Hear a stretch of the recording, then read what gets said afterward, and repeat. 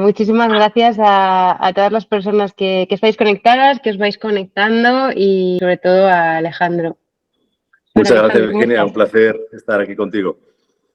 El placer es nuestro, la verdad. Teníamos muchas ganas de hacer este webinar, que en realidad yo cuando leía acerca de tu perfil decía, madre mía, si es que podríamos hacer muchísimos webinars acerca de muchísimas cosas con respecto a Alejandro, desde su trayectoria internacional hasta cómo llegó a esto de las medicinas naturales, qué es eso de el aprendizaje ultra rápido, ¿no? Y bueno, al final hemos decidido empezar por aquí. Voy a comenzar por presentarte un poquito. De tu perfil me gustaría destacar, Alejandro, eres doctor honoris causa por la Universidad de Ciencias y de Desarrollo Humano de México. Y bueno, tienes formación en medicina convencional, pero también en medicina natural. Y sobre todo destaca tu trayectoria como divulgador y como docente, ¿no? Siendo autor y coautor de 8 libros acerca de la salud basados un poco sobre todo en la experiencia práctica, ¿no? Y que contemplan al ser humano, o al menos la visión que a mí me ha transmitido, contemplan al ser humano un poco como en su conjunto, de manera holística y con un gran foco en la epigenética. Se cuentan títulos pues como Tienes un minuto al día para mejorar tu salud, Teatro de familia, Los 3 pilares de la salud, El arte de no ponerse enfermo y sobre todo La vuelta al cuerpo en 40 puntos y auriculoterapia por el sistema NOAC, que son los 2 cursos que estarás impartiendo en el mes de marzo en Campus Acupuntura y de los que luego me gustaría que nos hablases un poquito. No sé si quieres añadir algo más, Alejandro. Bueno, a mí me gustaría añadir que mis cursos, mi trabajo es sobre todo facilitar, ¿no? Facilitar el acceso, ¿no? Mi obsesión es que la gente no se bloquee, no tenga fobias, no cree fobias. Yo he formado a centros de Heilpraktik en Alemania con un sistema mnemotécnico y eso la verdad me ha llenado de mucho placer porque he visto personas que no eran capaces de aprobar, personas inteligentes. Yo veo muchas personas que son muy inteligentes, muy capaces a nivel cognitivo, pero que tienen bloqueos y que tienen con un sistema, digamos, de aprendizaje más convencional, pues no llegan a ninguna parte. Entonces, me parece muy importante esa parte, ¿no? De que las personas se empoderen, sobre todo vean que son mucho más capaces de lo que ellos piensan, ¿no? O sea, entonces, cuando ves a gente que aprueba el examen y se enfrenta al tribunal médico, o sea, el sistema en realidad que he creado no es mnemotécnico, sino hemotécnico en varias ramas de la salud, ¿no? Tanto convencional como natural. O sea, hemotécnico quiere decir emocional mnemotécnico. La mnemotecnia sería un poco como el avión y la parte emocional sería como el acceso al aeropuerto, algo así. Ajá, o sea, sería como una especie de mnemotecnia emocional, que sí que tiene en cuenta lo emocional para terminar poniendo toda esa capacidad cognitiva y esa inteligencia al servicio de uno mismo, ¿no? Porque muchas veces también juega en contra. Además, es un sistema que al final nos enseña a aprender muchas veces a base de memorizar y repetir como papagayos cosas que ni siquiera entendemos, ¿no? Creo que alguna vez lo has comentado, como un aprendizaje bulímico. Es de ahí, de donde venimos y de donde queremos huir. Claro, y es muy lamentable que en algo tan, digamos, tan revolucionario como es hoy en día la medicina natural se utilice el mismo sistema de aprendizaje que hemos aprendido en lo convencional, ¿no? Entonces me parece muy importante que la alegría, que la Medicine Joy es el nombre de mi empresa, que es la alegría de la medicina, ¿no? O sea, que sea algo alegre, o sea, que no sea un rollo. Entonces, claro, cuando utilizas la mnemotecnia, hasta las cosas más pesadas se te pueden convertir en algo muy divertido, porque te hace ser un poco pillín, etcétera, etcétera, ¿no? Entonces eso es bastante bueno. Es un poco como volver a ponerse las gafas de cuando somos niños pequeños, ¿no? Las gafas de niño pequeño, el prisma de ver la realidad como desde la curiosidad y cuando realmente estamos aprendiendo todo el rato. Mira, está conectado Juan. Hombre, Juan, Hola, es Juan. otro niño grande, otro niño grande. ¿Cómo estás, amigo? Un abrazo Bienvenido, Juan. muy grande para los dos. Otro para Qué ti, bien. bienvenido. Aquí muy agradecido a Juan, que está bien coorganizador de cursos en Campus Acupuntura, la verdad que muy contento.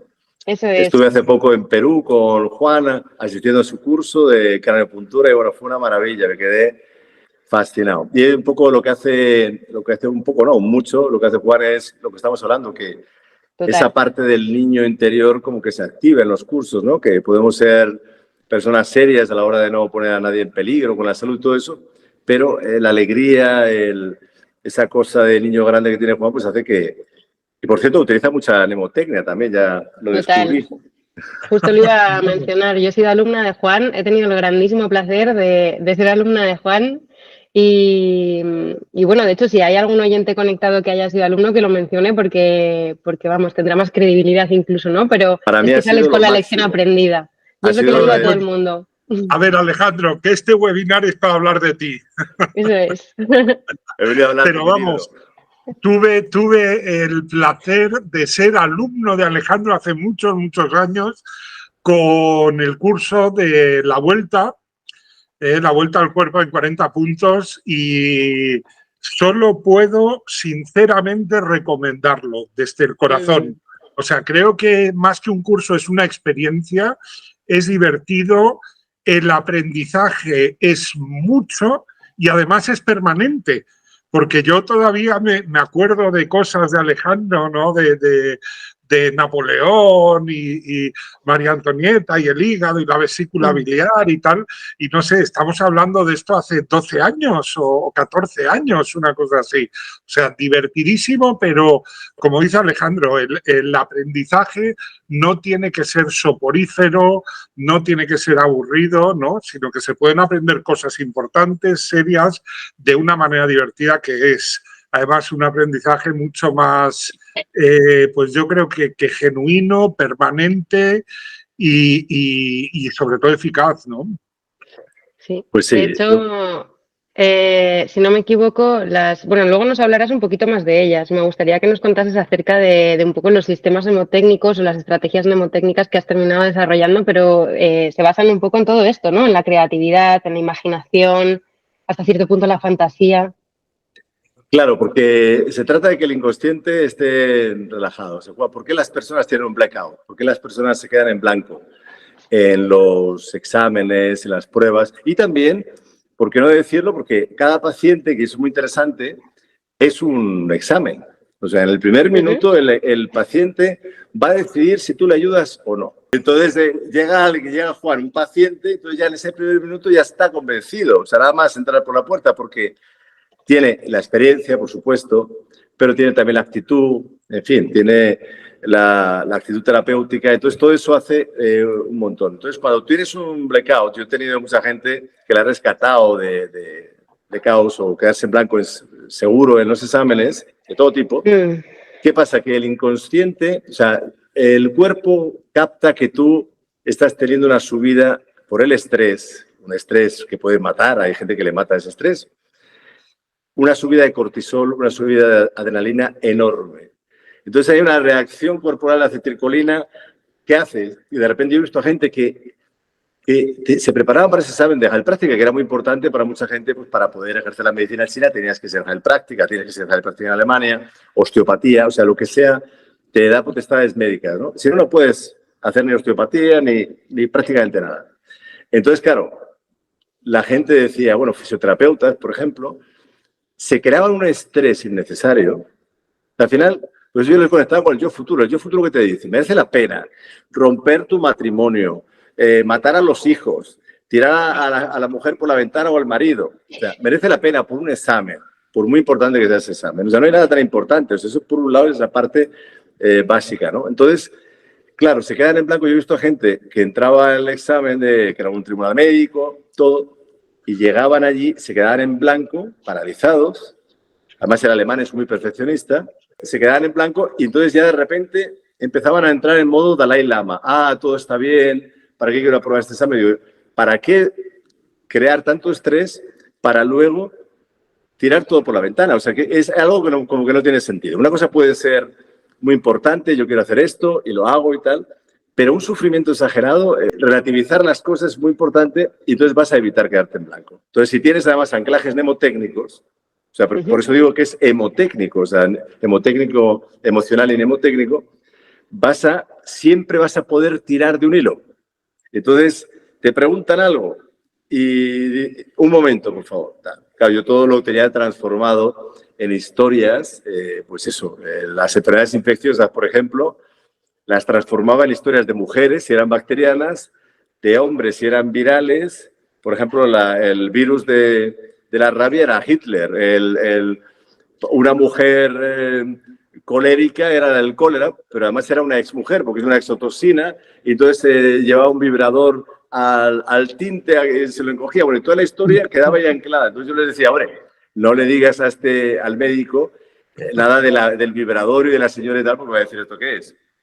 Pero tú puedes tener esa serenidad interior y contarlo todo, ¿no? En medicina china es exactamente igual. O sea, Juan es testigo de lo fácil que es cuando se tiene un concepto que un poco, de alguna manera, es volver a la idea de la medicina china, porque los chinos todavía hoy, claro, no tienen numeración de los puntos. Entonces ellos tienen mantras, hay chinos que se pasan días enteros con un mantra, pero como la canción del verano, dices, hay Macarena, pues ellos cantan en chino y van pasando los puntos, porque tienen que ver con las cualidades de los puntos. Entonces hay una mnemotecnia ahí en los chinos.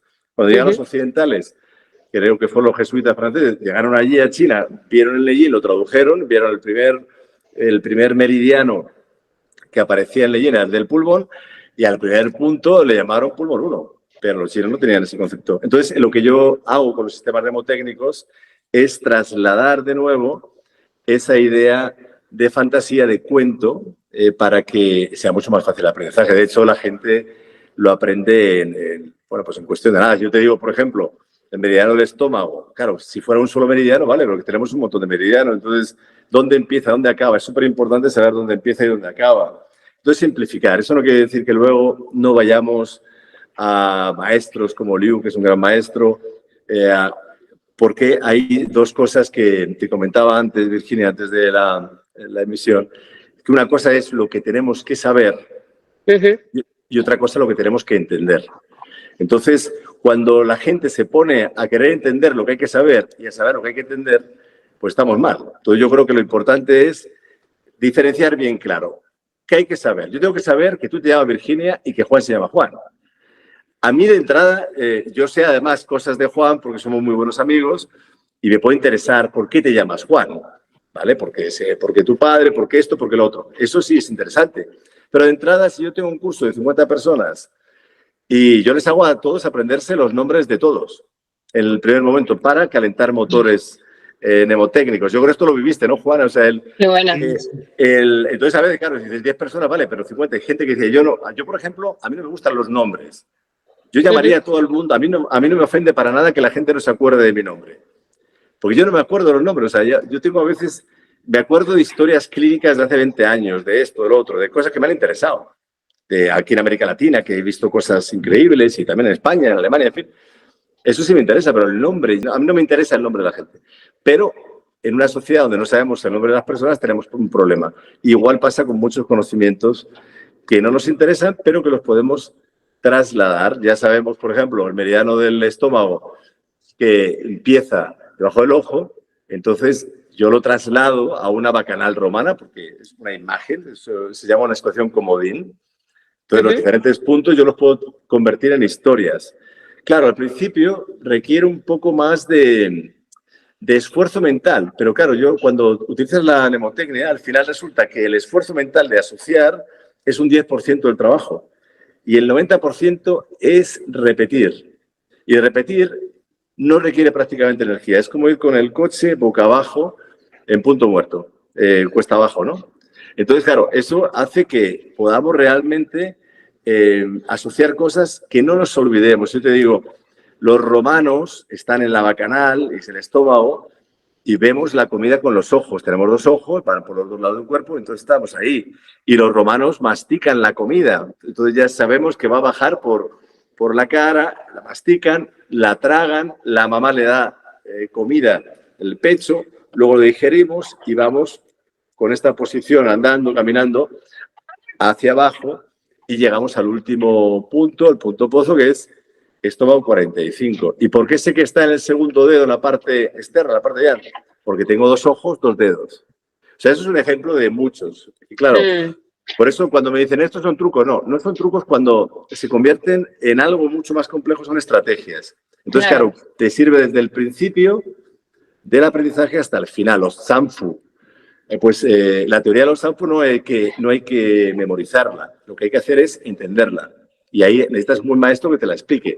Ahora ya en los nombres Zanfu, o sea, pues eso, los Zanfu que son yin, los Tang que son yin, pues son zánganos, son mujeres zánganas, ¿no?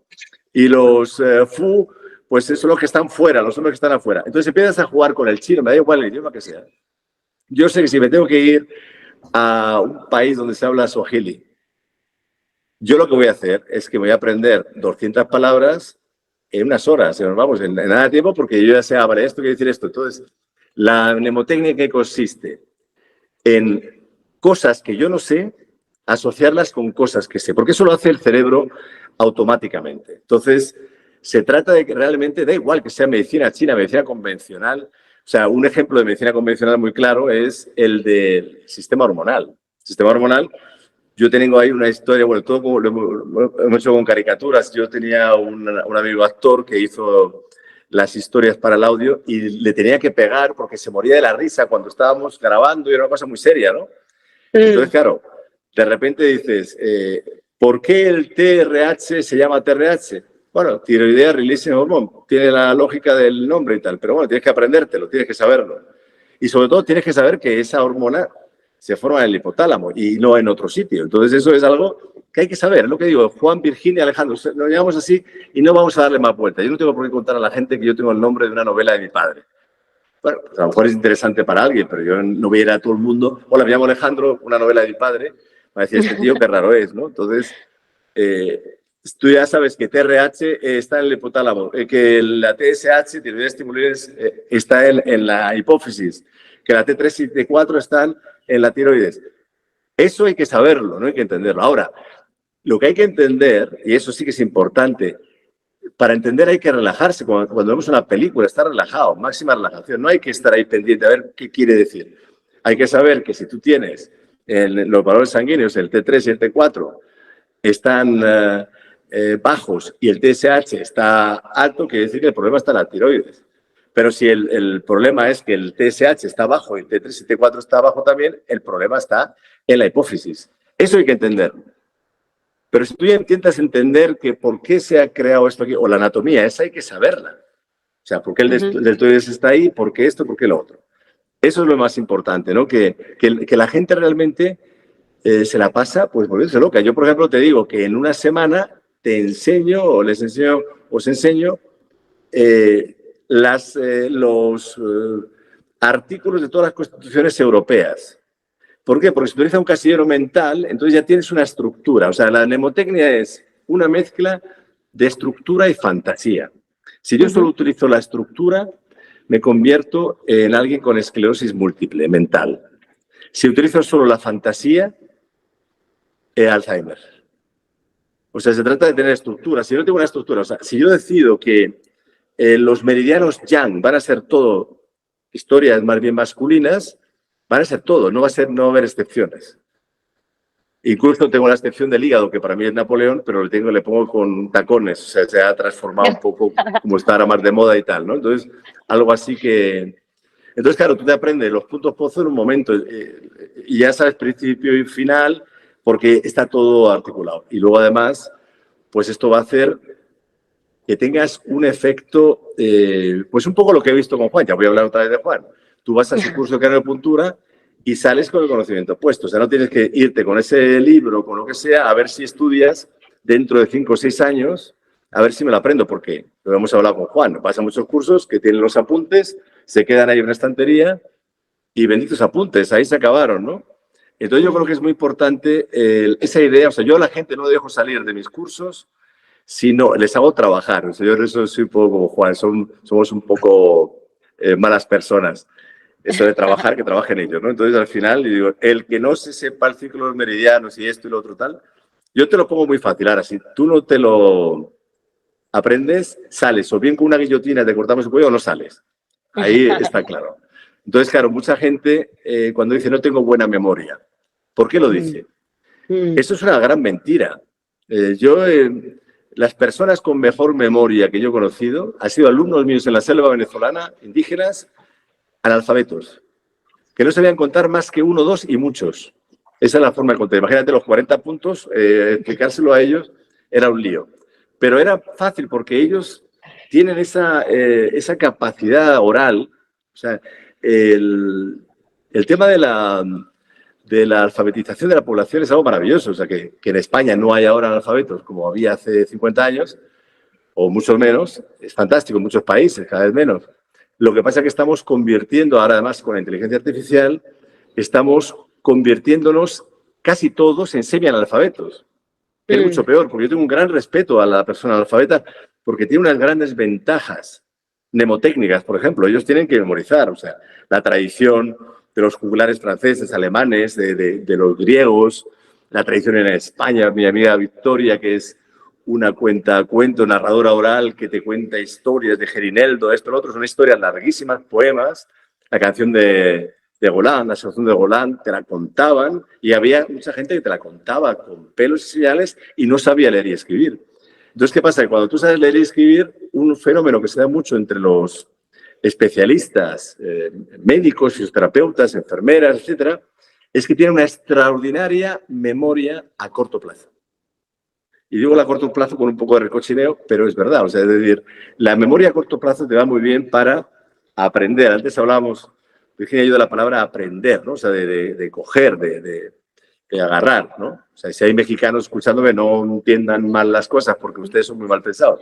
Pero entonces, cuando tú tienes una buena memoria a corto plazo, está muy bien, o a medio plazo, que es lo del aprendizaje bulímico, ¿no? Aprendes para un examen, que eso te va muy bien hasta los 20, 25 años, luego ya no funciona. Estudias, a veces no duermes, anda que no ha habido gente que ha sacado exámenes a base de anfetaminas, un montón de anfetaminas toda la noche, se quedan ahí en ese estado, pues un poco como los soldados nazis, ¿no? Que hay un libro de un inglés, un americano que se llama High Hitler, porque estaban todos high, ¿no? Que estaban todos totalmente puestos hasta arriba de anfetaminas y tal. Entonces, mucha gente aprende en ese estado. Y cuando estás en ese estado, luego el cerebro no lo almacena en el mismo sitio que si tú estás aprendiendo de una forma relajada. Entonces, ese es el fenómeno que tenemos que evitar. Yo me he dedicado ya muchos años a esto y realmente es lo que más me fascina, ver personas que dicen, yo no tengo buena memoria. Bueno, a lo mejor es que tienes un mal uso de la memoria.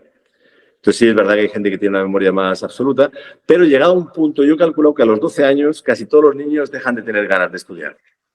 Siempre están los empollones para llevar la contraria y tal, pero es normal, o sea, porque no hay juego. Cuando tú ves a dos niños jugando, están aprendiendo. Entonces, recuperar esa parte del juego me parece fundamental, o sea, porque yo me tomo muy en serio el aprendizaje de la gente y el mío propio, pero yo ahora, lo primero que hice después del curso de Juan, todo lo anclé, o sea, ya estaba súper anclado, pues yo, para mí, hice los anclajes, etcétera, ¿no? Entonces, y cuando quiero aprender cualquier cosa, yo la anclo técnicamente. Entonces, claro, es una maravilla saber que tú puedes aprenderte 1000 palabras de un idioma como hacía con los latinos y españoles en Berlín. Pues en un par de días les enseñaba cómo la estructura alemana, o sea, darle una didáctica.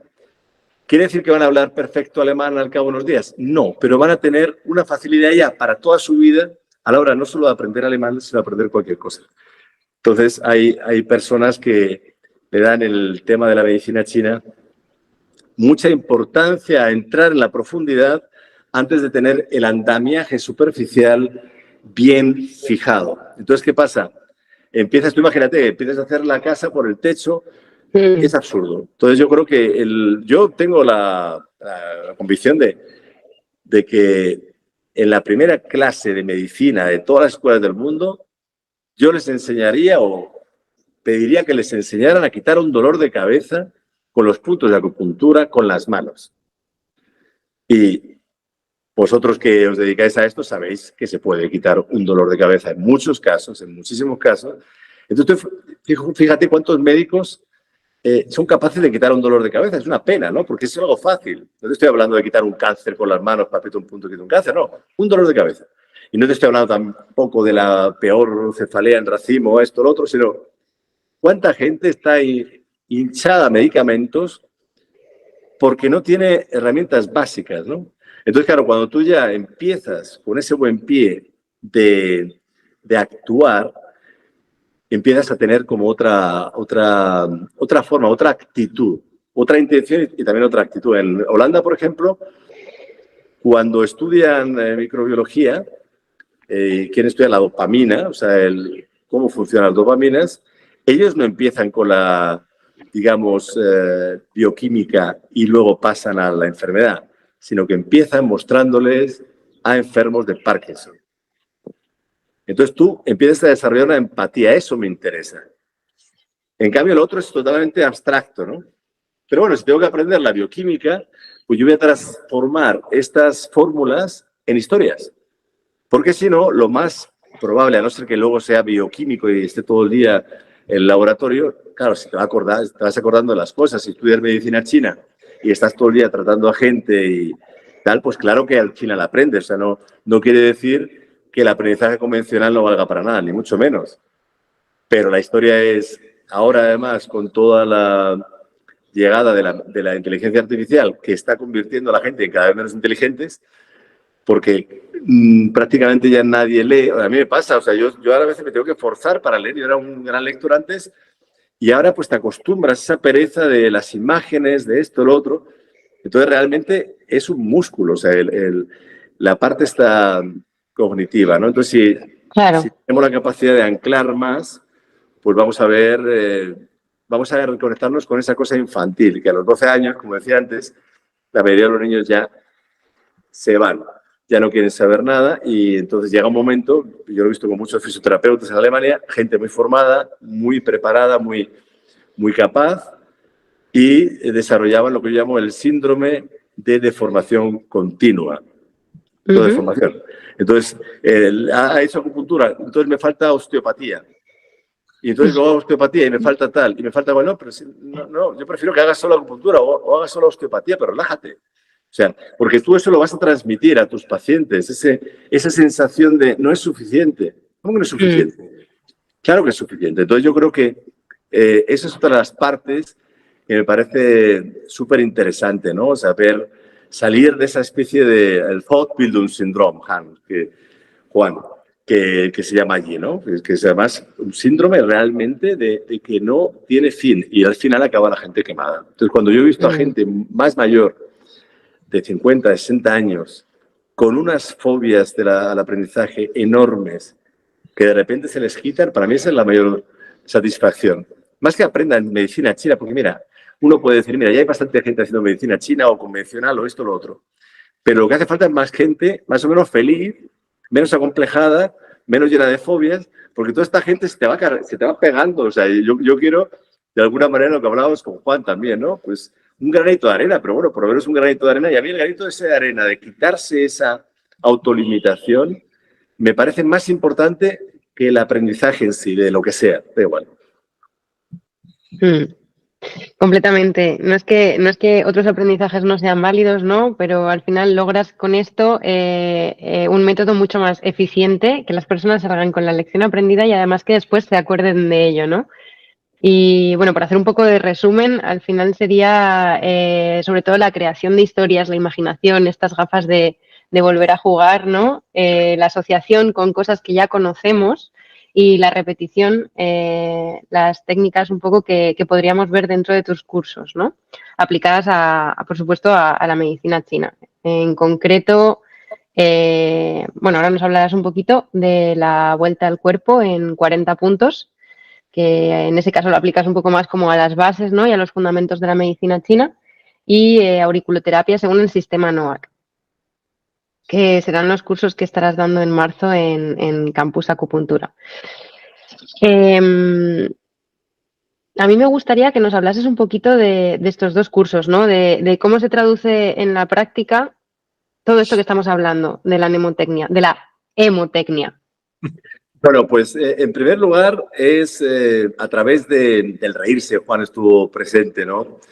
La gente se ríe. Entonces, cuando uno se ríe, el sistema vegetativo, o sea, la memoria es tremendamente emocional. Nunca lo pensaría uno, ¿verdad? Pues sí, es muy emocional, muy llorica. La memoria es todo lo que nos produce tristeza, por eso siempre cuento lo de las Torres Gemelas de Nueva York, ¿no? Se caen. Yo me acuerdo que estaba en la televisión alemana y no olvidaré nunca que estaba con el redactor jefe, que estábamos viendo todos los redactores que se caían las Torres Gemelas y estábamos pensando, nos tenemos que poner a trabajar porque no vamos a dormir en 2 noches o 3 noches. Eso es lo que vimos en ese instante. O sea, nosotros vimos eso de entrada. No tenía nadie en Nueva York, esa preocupación y tal, y luego aparte el impacto emocional, de decir qué brutalidad, ¿no? Por supuesto, eso es lo primero, pero luego ya llega lo segundo. Y entonces nunca olvidaré que este redactor jefe estaba, lo que le preocupaba es que dejábamos muchas migas en las mesas.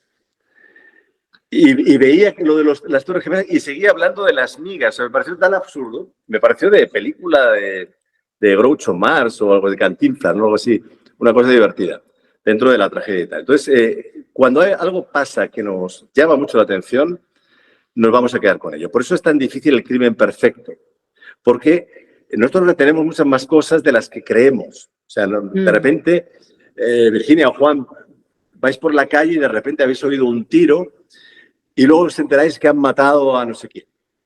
Entonces, el cerebro ya automáticamente va a hacer una preselección, porque eso es impactante, no todos los días. Bueno, aquí en Colombia te pasa más, o en otros países, pero no todos los días en Madrid te pasa que han pegado un tiro a alguien, etcétera, etcétera, ¿no? Entonces empiezas ahí a tener como datos y por eso llaman a la policía un montón de personas dándoles informaciones de cómo se han acordado, ¿no? Entonces, esto ocurre con las cosas extraordinarias, estrafalarias, extrañas. El nacimiento de mi hijo. Yo nunca olvidaré que cuando nació mi hijo, a las 5:26 de la mañana, que digo, este maldito me está despertando muy temprano. Bueno, estuve todo el día ahí, estuve en el parto, y el cirujano, bueno, el médico que asistió, se llama Dr. Frühauf, que esto Juan lo puede traducirle a la gracia, porque que a las 5 de la mañana venga un señor que se llama Doctor Madrugador, pues era como decir. Entonces no olvidaré nunca eso. ¿Por qué? Porque era una situación muy importante para mí, el nacimiento de mi hijo. Además vi que la mano era igual que la mía, ya me quedé más tranquilo. Dije, bueno, parece que sí, aunque decía todo el mundo que se parecía a un amigo de su madre, pero bueno, yo ya con la mano me quedé ahí. Entonces eso, una cosa muy emotiva, de lo más importante, la muerte de mi madre, el nacimiento de mi hijo. O sea, esas son las cosas que a uno se le quedan más, ¿no? Realmente, la muerte de cualquier persona querida. Más luego la gracia, pues en el caso de las Torres Gemelas, que ese absurdo de que alguien esté diciendo que regañándonos porque dejábamos migas en las mesas. Cuando se acaba de morir un montón de gente en Nueva York y eso es el colapso total y estamos en una televisión internacional, con lo cual, pues eso no se te olvida, el detalle. O sea, detalles y más detalles y pues puedes acordarte de un montón de cosas. Entonces, claro, quizás es este componente emocional el que también llevaba a Juan a decir que tus clases, tus cursos son una vivencia, ¿no? Como que son una experiencia en sí mismos. Claro, son una vivencia porque a mí lo que me importa es que las personas se den cuenta, dejen ya, como decimos aquí en Colombia, de la pendejada esa de yo es que no tengo buena memoria, es que ya soy mayor. Pues perdona, pero un bebé tiene muchas más neuronas que nosotros y solo sabe decir culo, culo, culo, como decía mi hijo, ¿no? O sea, quiero decirte, porque se trata de la sinapsis y luego además se ha demostrado que las neuronas antes se pensaban que ya morían, no se creaban más. Bueno, pues sí. Entonces, si una persona va generando más sinapsis, o sea, lo que importa ahí es la calidad de las sinapsis que vayamos creando. Entonces, eso va a ser.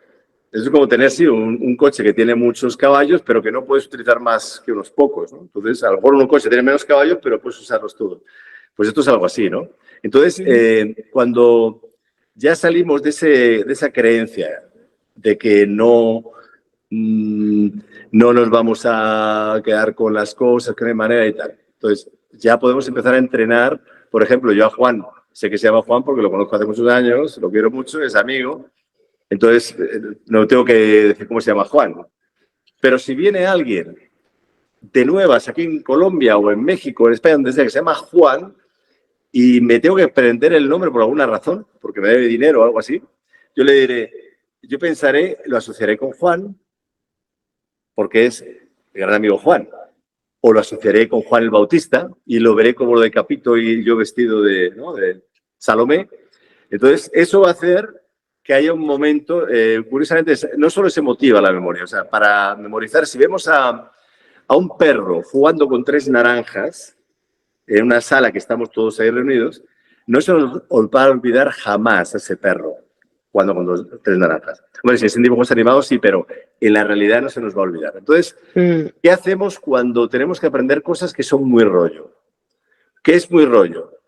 Pues, por ejemplo, saberse dónde están los puntos es un rollo patatero, porque ¿a quién le apasiona saber el recorrido de los meridianos y los puntos? ¿A quién le apasiona conocerse todos los huesos, ligamentos, inserciones, músculos, todo, el cuerpo humano? Pues yo creo que a nadie. O sea, la verdad es que, bueno, habrá siempre algún friki que le gusten estas cosas, ¿no? Luego también yo tenía un colega en la escuela esta alemana que era Asperger, médico genial. Él te explicaba el hígado, dices, ¿qué te lo explico? En 3 minutos, en media hora, en 2 horas. Y te lo explicaba todo tal. Pero no podía tratar a nadie. No tenía empatía, ¿no? Le costaba, era buena gente y todo, pero era totalmente, o sea, tenía Asperger. Y no, o sea, que las personas con más memoria absoluta, hay como una especie de relación natural extraña, suelen tener menos empatía. O sea, es como una compensación natural. Eso no quiere decir que no haya personas con una gran memoria y que tengan a la vez mucha empatía. Ahora, la empatía, había una obra de teatro en Alemania que era Empathy Now, o sea, empatía ahora. Es cómo conseguir empatía cuando alguien no la tiene. Bueno, pues es muy complicado. Eso es muy complicado. No digo que no se pueda, pero lo veo altamente difícil. A un psicópata enseñarle empatía. Pues ya verás tú cómo. Yo he tratado a muchas víctimas de psicópatas, hombres y mujeres, y te aseguro que lo que he podido hacer es ayudar a estas personas a que se defiendan de estos monstruos, pero ayudar a los psicópatas a que tengan empatía es muy complicado. En cambio, una persona empática, que a lo mejor no tiene siquiera ese cociente intelectual, porque además el cociente intelectual se basa en cuestiones lógicas, matemáticas, o sea, no está abordando, cuando te hacen un cociente intelectual, no te están abordando un montón de niveles de la inteligencia. La inteligencia. La inteligencia emocional, etcétera, etcétera. Entonces, estas personas, gracias también a la mnemotecnia, pueden conectarse a través de esas imágenes internas. Entonces hay que ver también si una persona es más visual o si una persona es más auditiva. Entonces, por eso yo voy siempre por tierra, mar y aire. O sea, hay audios, hay vídeos, o sea, tiene que ser de forma que te llegue, ¿no? Que te llegue todo por los ojos y por los oídos, también, evidentemente, con la parte cinestésica, ¿no? De tocarte, ¿no? Hay gente que aprende así. Gente que le gusta que le toquen, hay gente que no le gusta que le toquen, gente que le encanta el masaje, a mí me encanta, hay gente que no soporta el masaje. Entonces está bien conocerse uno a sí mismo. Entonces cuando la persona se conoce a sí misma, va a poder saber mucho más realmente cómo abordar las cosas. Entonces, ¿qué hacemos cuando tenemos, por ejemplo, alguien quiere aprender anatomía? Y este es el radio y este es el cúbito. Bueno, eso, si fuera solo esas 2 cosas, pues te las aprendes de memoria, las repites 3 veces o 5 o 10 y ya está. Pero tienes que aprenderte 200 y pico huesos. Entonces, eso ya no es tan fácil. Entonces yo digo, imagínate que tienes aquí en el pulgar una estación de radio. Tienes un impacto, tac, estación de radio, lo puedes repetir un par de veces y ya te vas a acordar. ¿Cuál era el que tenía la estación de radio? Y vas a decir, este no era. Puedes decir también, y en los cubitos de hielo con este dedo meñique los pongo en el agua y hago ¿quién se pone? O, por ejemplo, yo despido a mi gran amor, que es la historia del corazón en la medicina china, diciéndole adiós, amor, porque aquí está el último punto, 9 corazón, corazón 9. Y además, ¿dónde empieza el meridiano? Empieza en la axila. ¿Por qué? Porque antes de ir a visitar a tu gran amor, tienes que ponerte desodorante. ¿Y dónde te pones el desodorante? Pues en la axila. Tú vas a poner el desodorante en la oreja. Entonces, incluso si fuera el inicio en la oreja, o sea, las cosas que son inverosímiles, que son absurdas, nos vamos a quedar con ellas. O sea, realmente, digo, es que había una persona, tú ves en el metro a alguien, bueno, a mí me han detenido varias veces en el metro de Berlín porque me quedaba mirando las orejas por la auriculoterapia y tal, y me han detenido por acosador de orejas ya varias veces, al final me iba en bici, ¿no? Entonces yo de repente, imagínate que ves a alguien que se pone el desodorante en la oreja, no está olvidado.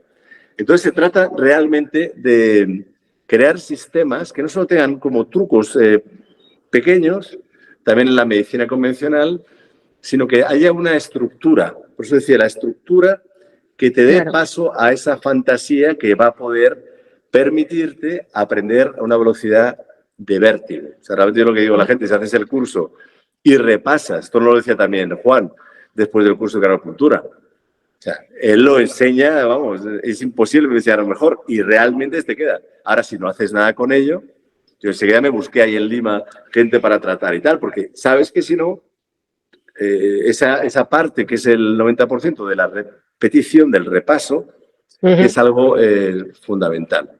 Claro, y es esta estructura la que tú ya has creado, ¿no? Esto, son todas estas historias las que luego llevas en tus cursos, ¿no? Como por ejemplo en el de la vuelta al cuerpo en 40 puntos, yo me lo imagino un poco así. No sé